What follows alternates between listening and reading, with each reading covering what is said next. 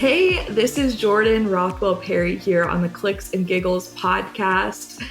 I am excited to talk about this because you may or may not know this, but I worked for Chick-fil-A for many, many moons. So when I was 20, almost 21, I graduated college a month after I turned 21. I was a baby.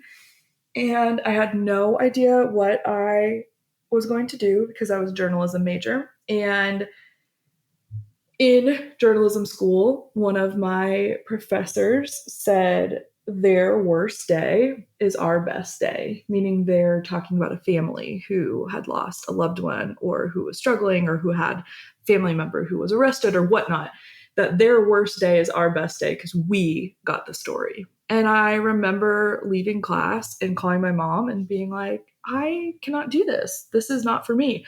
So I knew I needed to graduate, and I was almost done with school when that phrase was said. And I was like, I'll figure it out. I figured out it this far, and I'll figure it out beyond. So, all that to say, then I went almost like door to door down 4th Street here in St. Pete, looking and thinking about business owners I knew that I could pitch online marketing services for. And so I went into a Chick-fil-A location owned by David Neely, and I said, hey, I will build you a Facebook business page and I'll charge you $150.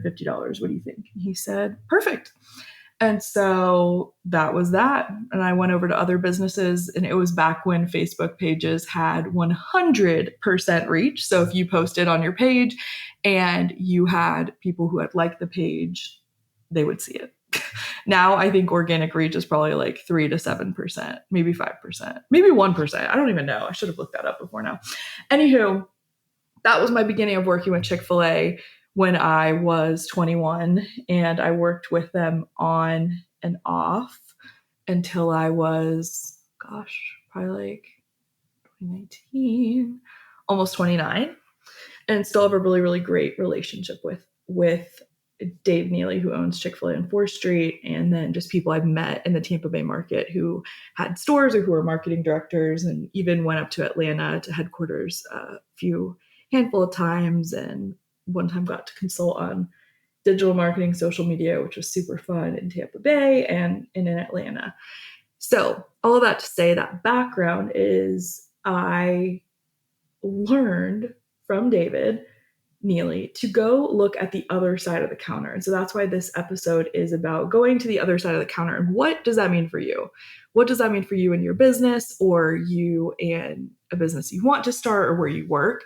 It is that when you are standing behind a register at Chick-fil-A, you see out and you see the customers, and they're ordering and they want sauce, and their baby's crying and they need their beverage refresh. We do not say refill, beverage refreshed. Or they want a mint or a hand wipe for their kids' sticky hands before they go play in the playground. All those things.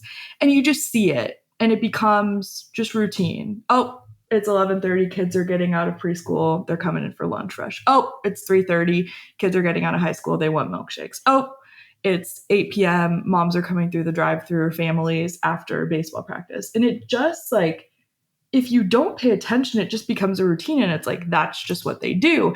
And we didn't ever want to stay almost stagnant or complacent or just expectant in that. And so what Dave did once is he said, come stand over here. And we walked from behind the counter where we saw the customers or guests of the restaurant. And then we were standing like we were ordering. And that perspective was so wild.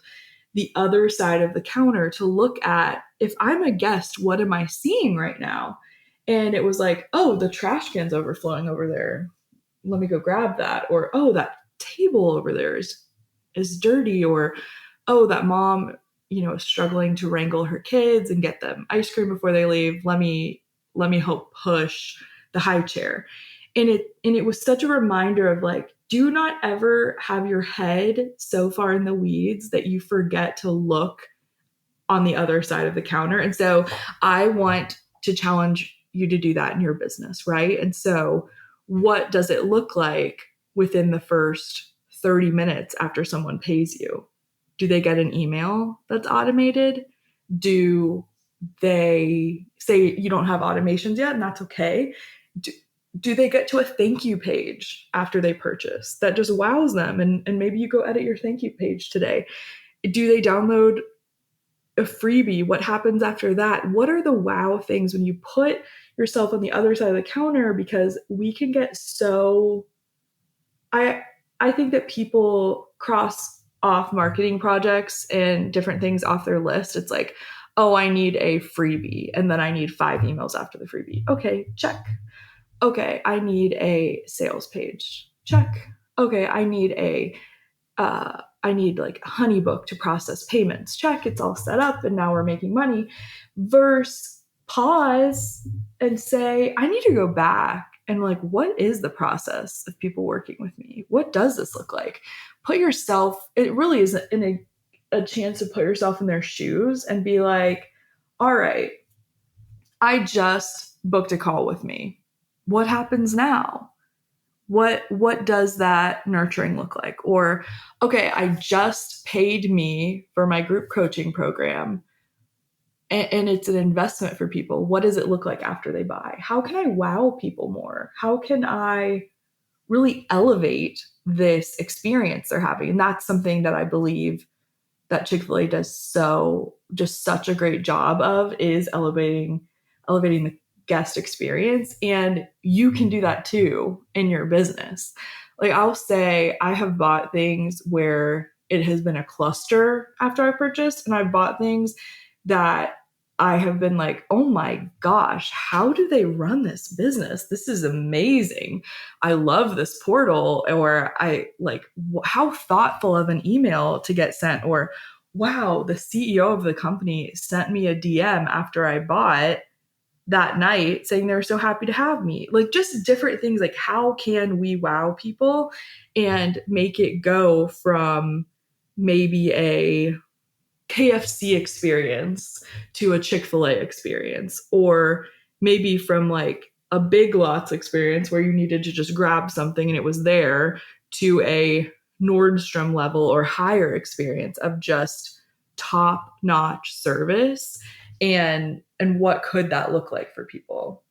And so I also think about the Ritz-Carlton in this, and talking about service and experience, because they're such a great example of just freaking 10 out of 10 service and the best experience. And when my dad was traveling for work years ago, he would stay there. And so we'd go with him sometimes. And much to my husband Brad's chagrin, I loved it. I had not been back in years. And so that's where we did our honeymoon. Ritz-Carlton Lake Oconee is just freaking unreal. And something they do there so well is they anticipate the need before you even have it.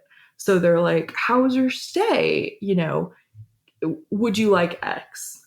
Rather than us being like, oh, we need more towels, or, oh, we need more coffee. And so how can you anticipate the needs of your leads who are lurking, or who have booked a call but haven't heard from you in a while and just need like one more touch point before they buy? Or your clients who are like, oh, this program's good, I could renew, I could do this next. And you're just anticipating the needs. Hey, how has the program been?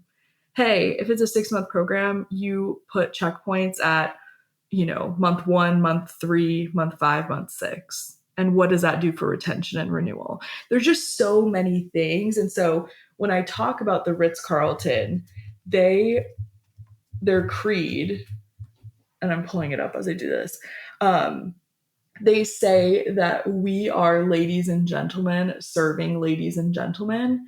And then the other thing that's so, so cool, and I don't know what the rule is now, but their employees are called ladies and gentlemen, by the way, which is just 10 out of 10.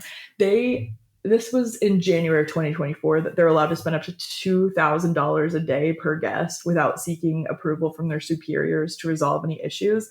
And that is just something that has always stuck with me too. When I was at Chick-fil-A, we were like, hey, fix it. Unless it seems like something really crazy, or like they're clearly lying or something's wrong, like, just, you can fix it. Like, oh, I'm so sorry to hear that. We'll make you something new right at once. And so if you have a team, how can your team also wow your clients, wow your students, wow your purchasers? And whether that's in the DMs, in email, surprise and delight is a word we would use. How can you surprise and delight who you're working with? It's just such a reminder of like, there are people on the other side of this Stripe payment or of this guide download, and how can we love them so well? And like, yes, I would love to see them buy from you.